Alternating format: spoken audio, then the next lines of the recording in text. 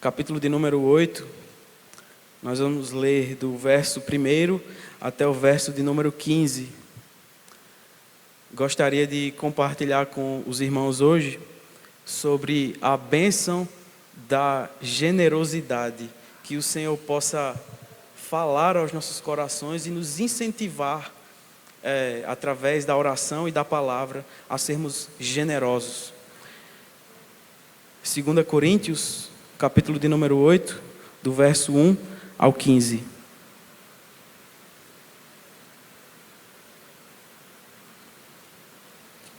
Diz assim a palavra de Deus: Também, irmãos, vos fazemos conhecer a graça de Deus concedida às igrejas da Macedônia, porque no meio de muita prova de tribulação, manifestaram abundância de alegria, e a profunda pobreza deles superabundou em grande riqueza da sua generosidade. Porque eles, testemunho eu, na medida de suas posses e mesmo acima delas, se mostraram voluntários, pedindo-nos com muitos rogos a graça de participarem da assistência aos santos. E não somente fizeram como nós esperávamos, mas também deram-se a si mesmos, primeiro ao Senhor, depois a nós, pela vontade de Deus. O que nos levou a recomendar a Tito, que como começou, assim também complete esta graça entre vós.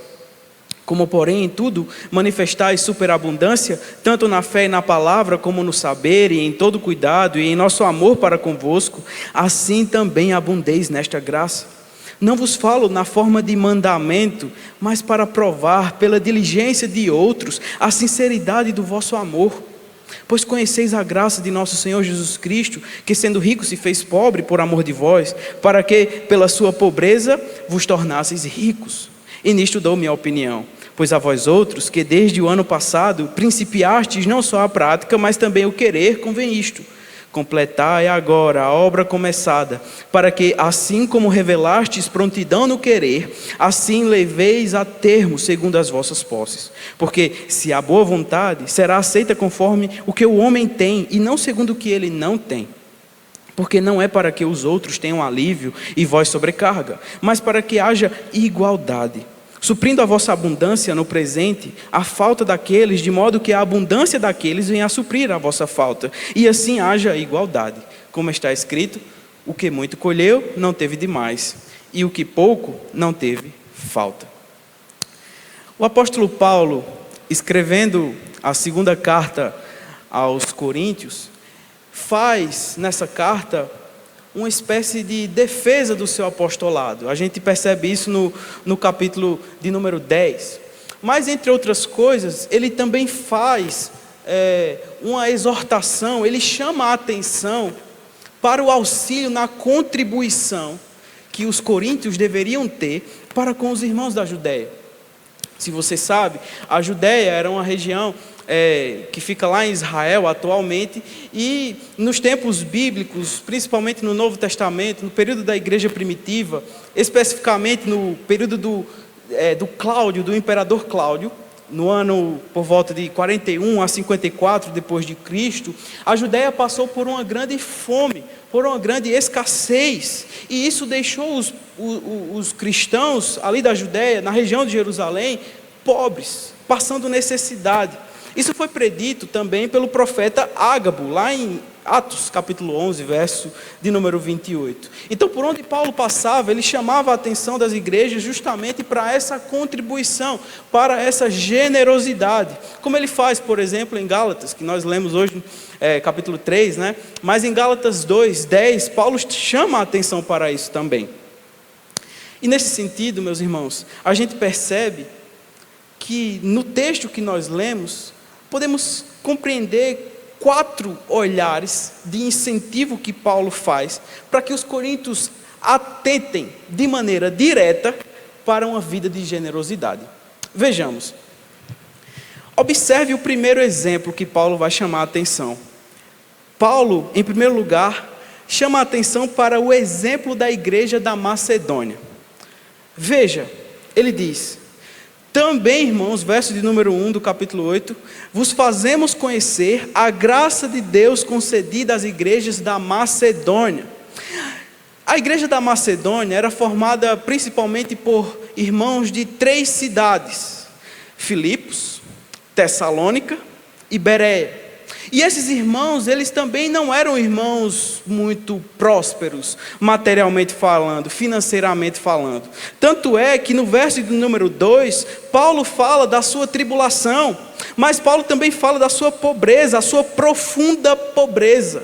Mas em meio a tudo isso, o povo da Macedônia, o povo de Filipenses, o povo de Tessalônica, os bereanos, eles se alegraram em manifestar a sua abundância em generosidade.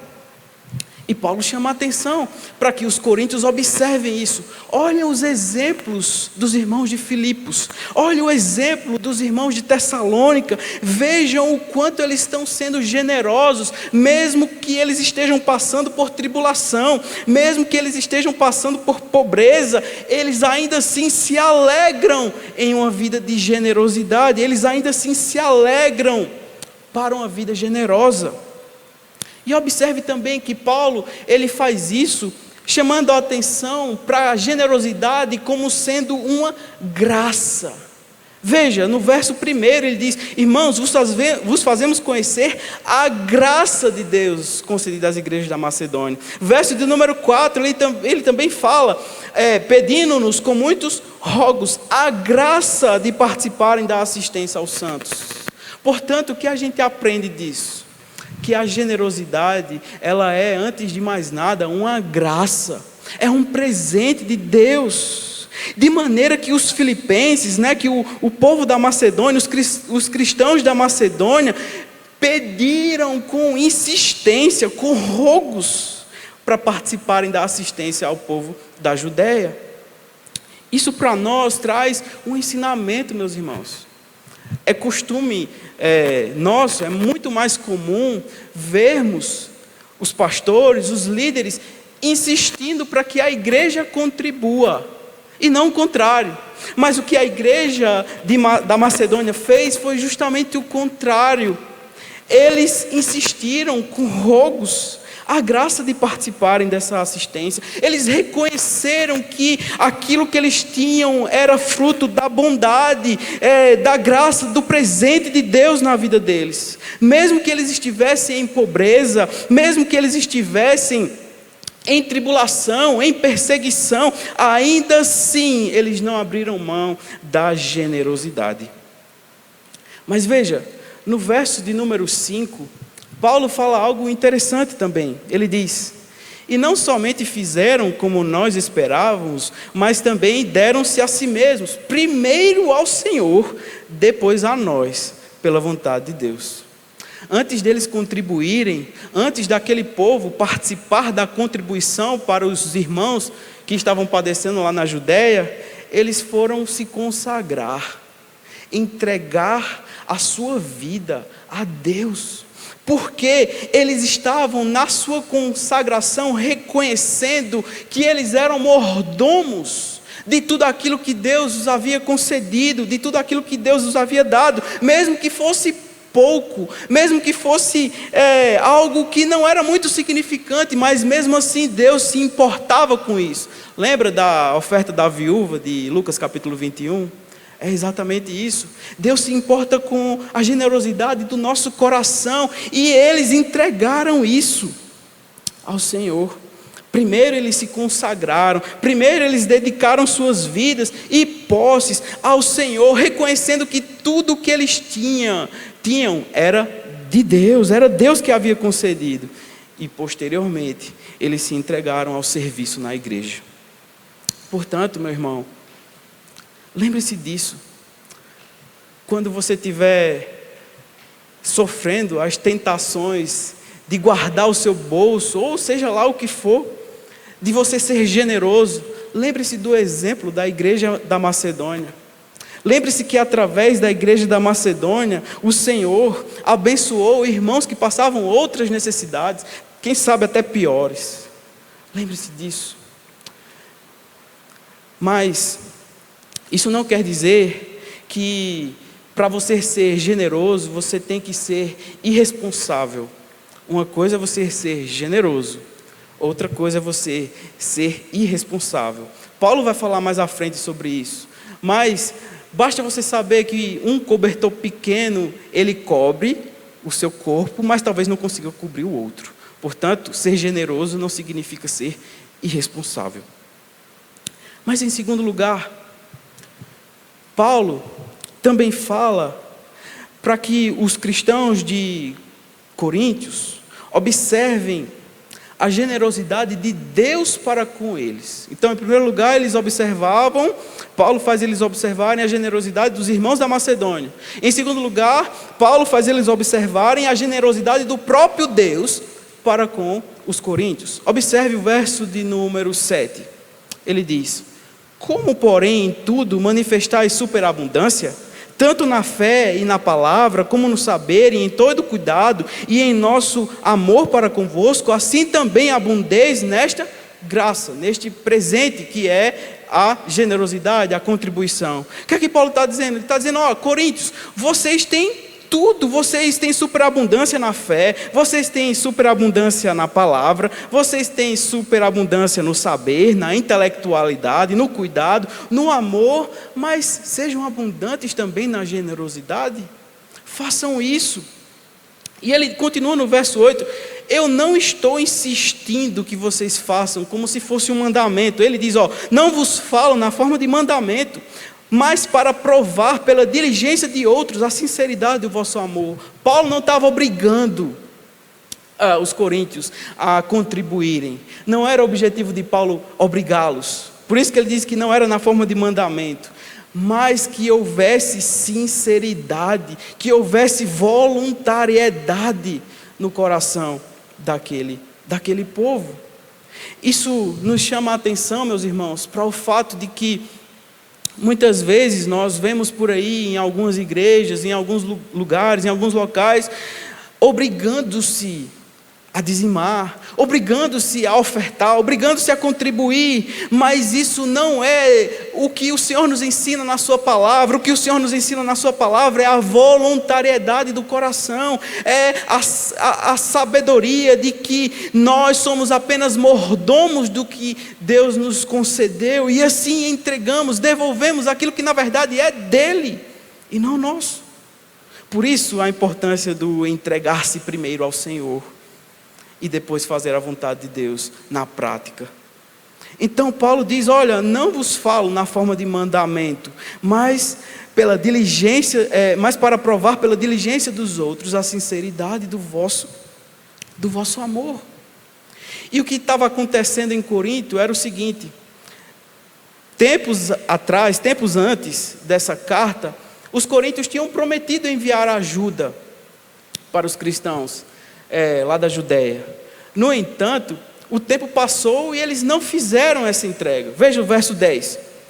E nisto dou minha opinião: pois a vós outros, que desde o ano passado principiastes não só a prática, mas também o querer, convém isto. O que é que estava acontecendo? Eles tinham prometido, eles queriam fazer, mas eles não fizeram. No ano passado, no período de Paulo aqui, no ano passado eles queriam entregar, mas eles não entregaram. Então Paulo diz: ó, não importa apenas o querer, importa também a prática. Pratiquem isso que vocês disseram que vocês iriam fazer. Aí no verso 6, ele diz que enviou Timóteo para que ele complete essa graça entre os coríntios. Portanto, muitas vezes, isso traz um ensinamento para nós. Muitas vezes nós nos comprometemos no querer. Nós dizemos: ó, nós vamos contribuir, nós vamos fazer isso, nós vamos fazer aquilo, mas nós não contribuímos. Fica apenas na nossa vontade, no querer. Mas o Evangelho é muito mais do que um pensamento. O Evangelho é a prática. Tiago vai dizer no capítulo 1, verso 27, que a verdadeira religião é ajudar, assistenciar os órfãos e as viúvas. Precisamos ir além do nosso querer, precisamos praticar. E eu sei que aqui na nossa igreja tem muitas e muitas formas de praticarmos a generosidade, de praticarmos o exercício da contribuição. Temos inúmeras maneiras de ajudarmos uns aos outros, ajudarmos, por exemplo, a Caixa Diaconal, ajudarmos os missionários que estão espalhados, enviados pela nossa igreja, ajudarmos congregações que estão em outras cidades, fruto daqui da nossa igreja, ajudarmos a manutenção da casa do Senhor também. Isso tudo é uma forma de agirmos, de contribuirmos com o reino de Deus e fazer o reino de Deus ser propagado neste mundo, fazer o evangelho ser conhecido neste mundo, e não apenas com o nosso querer, mas com a prática. Com a prática. Olhe para essa estrutura, veja quão bela ela é. Veja quão bonita é essa arquitetura. Mas tudo isso, e olha que bênção, tudo isso não foi fruto de um Estado que patenteou a construção. Não foi fruto da contribuição de alguém especificamente que era levado a contribuir por um compromisso jurídico. Não, a forma como nós temos esse templo, a construção que nós temos, a beleza que nós temos nesse templo, é fruto da contribuição de irmãos fiéis ao Senhor, não apenas à igreja, ao Senhor. Portanto, que o Senhor nos conceda essa graça de contribuirmos, de vivermos a nossa vida em contribuição e generosidade para a glória de Deus, com sinceridade no nosso coração, como diz o próprio texto. Mas veja, em terceiro lugar, Paulo vai fazer com que os coríntios observem o exemplo de Cristo. Veja no verso de número 9. Pois conheceis a graça de nosso Senhor Jesus Cristo, que sendo rico, se fez pobre por amor de vós, para que pela sua pobreza vos tornasseis ricos. Isso é o Evangelho. Isso é a beleza do Evangelho. Imagine o Deus Todo-Poderoso, o Deus onipotente, onipresente, onisciente, rico sobre todas as coisas, rei sobre todas as coisas, soberano, Senhor sobre todas as coisas, se fazendo pobre, se fazendo homem, se humilhando para viver em nosso meio. Ele nasceu na manjedoura, ele viveu entre os mais humildes, na Judéia, ele padeceu, ele sofreu, ele era um homem de dores, como diz o texto de Isaías 53. Filipenses, capítulo 2, versos de número 6 e 7 dizem: pois ele, subsistindo na forma de Deus, não julgou como usurpação o ser igual a Deus. Ele não se apegou ao fato de ser Deus. Antes, a si mesmo se esvaziou, assumindo a forma de servo, tornando-se em semelhança de homens e reconhecido em figura humana. O Deus Todo-Poderoso se fez carne, se fez pobre, para nos dar a maior de todas as riquezas, que foi a salvação. O Deus Todo-Poderoso se humilhou para que nós fôssemos salvos, para que tivéssemos acesso a Jerusalém celestial. E Paulo está dizendo: olha, Cristo é o maior exemplo de generosidade que vocês podem ter. Observem Cristo, vejam a vida de Cristo e, portanto, sejam humildes, generosos, sejam contribuintes na obra do Senhor, porque isso agrada a Ele. Até porque Ele mesmo fez isso, Ele se humilhou em nosso lugar, Ele se fez pobre para que nos tornássemos ricos, Ele se fez pobre para que tivéssemos acesso às suas riquezas no céu. Portanto, Cristo é o maior exemplo de generosidade que os coríntios poderiam observar. Não apenas a igreja da Macedônia, não apenas olhando para eles mesmos, vendo quantas riquezas Deus tinha dado a eles e agora eles podiam abençoar os outros, mas também Cristo, como grande exemplo de generosidade, Ele se esvaziou, tornou-se servo e morreu em nosso lugar, morreu no lugar dos coríntios, e por isso eles precisavam e deveriam, com sinceridade de coração, contribuir na obra do Senhor. Mas, em quarto lugar, dos versos 12 a 15, Paulo vai mostrar também o exemplo de generosidade dos hebreus. Veja, versos de número 12, ele vai dizer: porque se há boa vontade, será aceita conforme o que o homem tem, e não segundo o que ele não tem.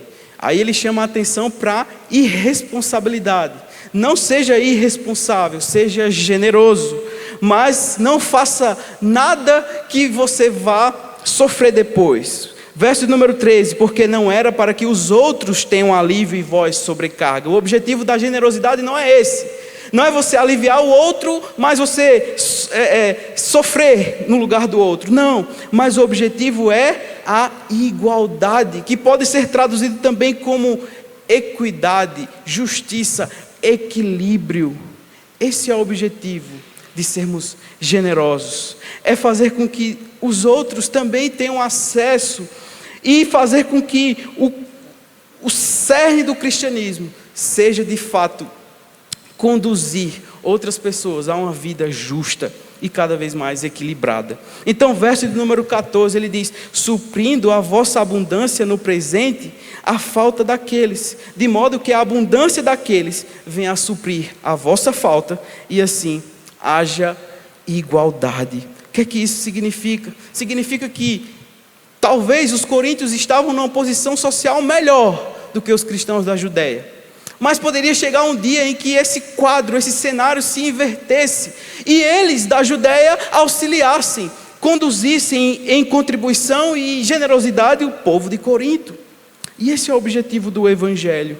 Isso é o Evangelho na prática. E aí o verso 15 ele diz: o que muito colheu não teve demais, o que pouco não teve falta. Isso é exatamente o texto, Paulo cita o texto de Êxodo, capítulo 16, verso 18, onde há o episódio do maná, em que o maná de Deus no deserto era derramado sobre o povo, e aqueles que colhiam muito compartilhavam, de maneira que os que colhiam pouco não tinham falta de nada. Todo mundo vivia de maneira equilibrada, igual, no sentido de equidade, e assim todos participavam do maná de Deus. E assim deve ser para conosco, meus irmãos. Assim também deve ser com cada um de nós. O Evangelho não é apenas algo intelectual que mexe apenas com a nossa mente, mas o Evangelho, ele também deve ser vivido na vida diária, na vida prática. Ele deve fazer sentido na prática, nas relações interpessoais, nas relações com as pessoas. E precisamos atentar para isso, precisamos atentar para uma vida de generosidade. O pastor Augusto Nicodemos, ele diz que uma das coisas mais sensíveis do ser humano é o seu bolso. De maneira que, quando um cristão se converte, o maior sinal que ele percebe da conversão é quando o bolso também foi convertido. E isso é uma verdade, porque muitas vezes somos presos aos ídolos do nosso coração.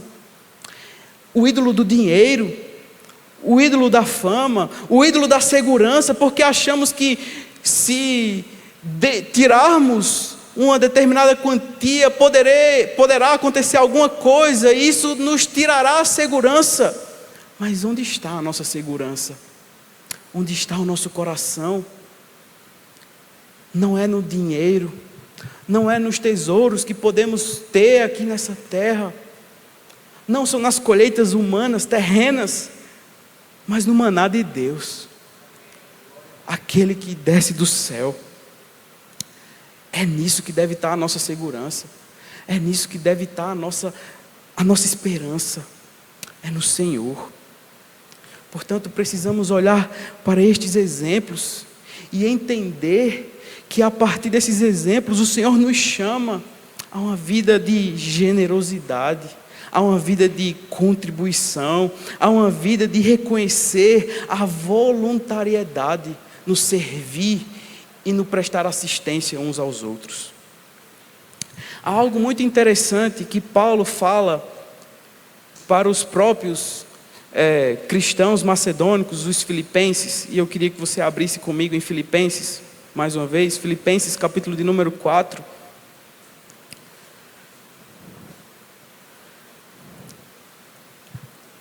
Filipenses 4, a partir do verso de número 15. Verso 14, na verdade. Ele diz: todavia fizestes bem, associando-vos na minha tribulação. E sabei também vós, ó Filipenses, que no início do Evangelho, quando parti da Macedônia, nenhuma igreja se associou comigo no tocante a dar e receber, senão unicamente vós outros. Porque até para Tessalônica mandastes, não somente uma vez, mas duas, o bastante para as minhas necessidades. Veja, Paulo está agradecendo aos filipenses, porque os filipenses ajudaram não apenas a igreja da Judéia, eles ajudaram o próprio apóstolo Paulo, o próprio ministério de Paulo, e também a própria igreja de Tessalônica, na Macedônia, vizinhos, eles foram abençoados pela igreja de Filipenses. E aí no verso 17 ele diz: não que eu procure donativo, mas o que realmente me interessa é o fruto que aumente o vosso crédito. Recebi tudo e tenho abundância, estou suprido, desde que Epafrodito me passou às mãos o que me veio da vossa parte como aroma suave, como sacrifício aceitável e aprazível a Deus. E aí no verso de número 19 ele diz: e o meu Deus, segundo a sua riqueza em glória, há de suprir em Cristo Jesus cada uma das vossas necessidades. Isso é a bênção de sermos generosos. É saber que não é o nosso dinheiro, nem a nossa barganha com Deus que vai nos abençoar, mas é saber que Deus, em sua riqueza, em glória, vai suprir todas as nossas necessidades, de maneira que não precisamos ficar ansiosos com o amanhã, de maneira que não precisamos ficar ansiosos com o que vai acontecer ao longo do ano, mas simplesmente, sendo fiéis ao Senhor, entendemos que é Ele quem vai nos retribuir, não segundo as nossas posses, não segundo o que temos, não segundo nem o que somos, mas segundo a sua riqueza em glória. Ele vai suprir todas as nossas necessidades. Por isso, eu queria, como um culto de oração, convidar você a orar nesse momento, para que o Senhor possa, se Ele já te faz ser generoso, que Ele continue te preservando assim. Mas se ainda temos tentações no nosso coração que nos fazem deixar de lado a generosidade, que o Senhor possa transformar o nosso coração. Feche os seus olhos, vamos orar. Senhor,